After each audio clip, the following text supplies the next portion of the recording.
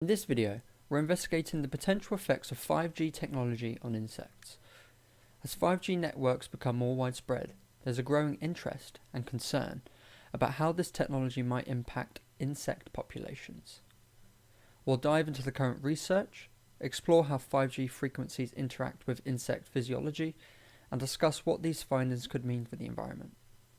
We would just like to stress that we are not making the argument that this would have any effects on humans.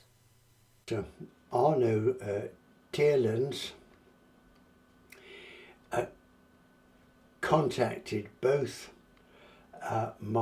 Greco in Australia and myself when he started his studies with 5G and the possible effect of insects. He'd seen that both Mark and I had been co-authors on various papers, and what Arno wanted was some of the original files that he could work on, not to produce pretty pictures of the insects or indeed produce SDL files so that he could print them out, rather like the picture that I'll show on a subsequent one.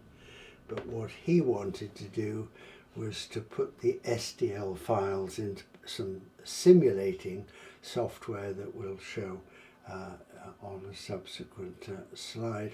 So Duncan, tell me about the effects of radio waves and the effects it's having on insects and their population. Right, thank you. It isn't just by chance, George, that we're standing in front of a microwave. As you probably know, radar came into its own during the Second World War, and almost by chance it was found that the magnetron, which was the thing that produced the radar waves, was also good at heating. So if we take a standard microwave, there's a magnetron in here which produces microwaves at a frequency of about 2.45 gigahertz.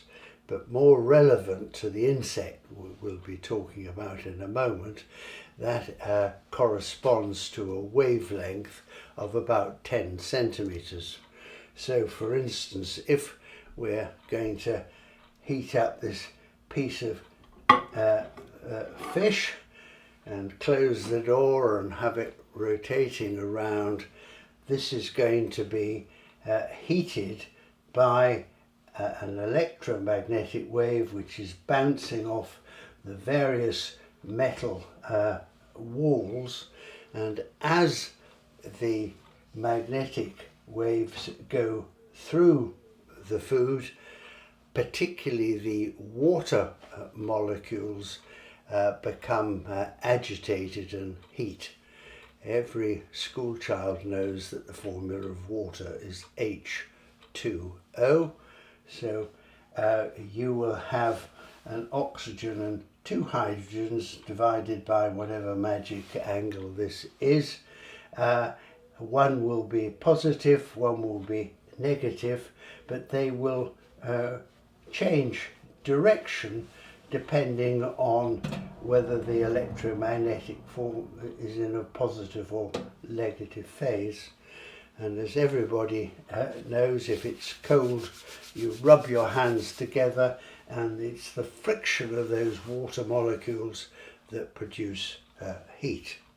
So this is a wavelength of 10 centimeters causing heating.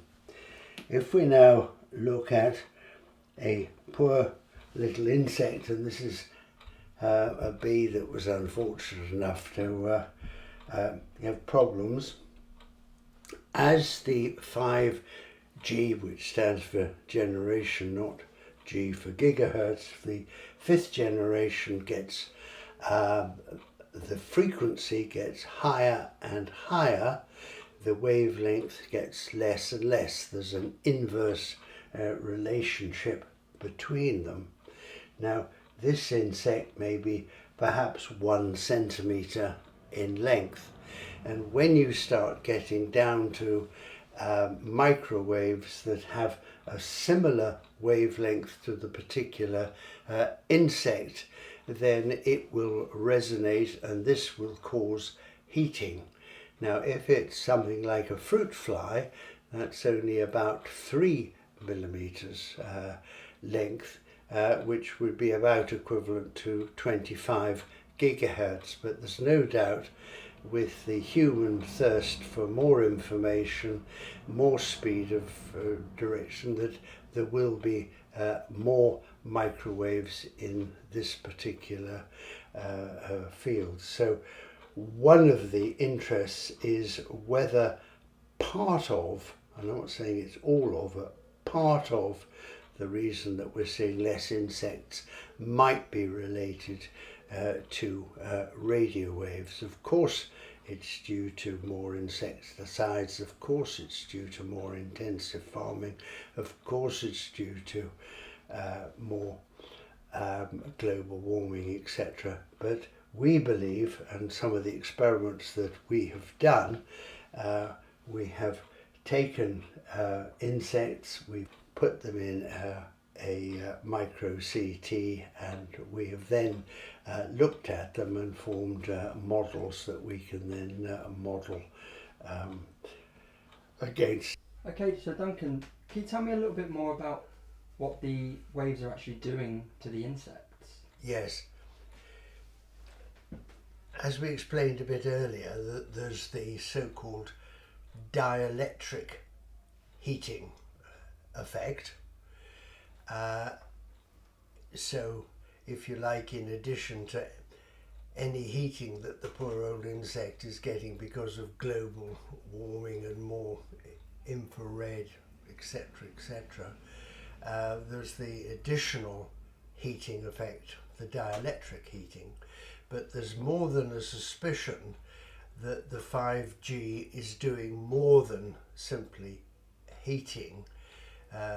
If you think of each cell being surrounded by a bilipid membrane which contains a number of transporter pumps for pumping sodium or potassium, chloride, sodium, whatever it is, in and out of the cell, and these can affect both muscle conduction and nerve conduction. So these are the so-called non-thermal effects of 5G. There's evidence that, for instance, bees maybe that are returning to the hive are getting confused and losing their way, as it were. So I think it's a combination of both. Right. And so this topic of 5G and how it's affecting the insects, do you think it's a topic that is taken seriously, and is it something that we should be more worried about? I think it is taken fairly seriously. I think you're going to flash on the Etane website details, but there are at least 12 universities on the mainland of Europe that are working on this, and we'll be giving the link. And I'm particularly pleased that Dr. Herman Weinen's group in Southampton are now working with Dr. Arno Thielens, and they're doing some very interesting studies on the possible effects that 5G may or may not be having on fruit flies. Fruit flies are only about 3 millimeters in length, which is about equivalent to 25 gigahertz 5G, which is not in use at the moment, but will be. So watch this space.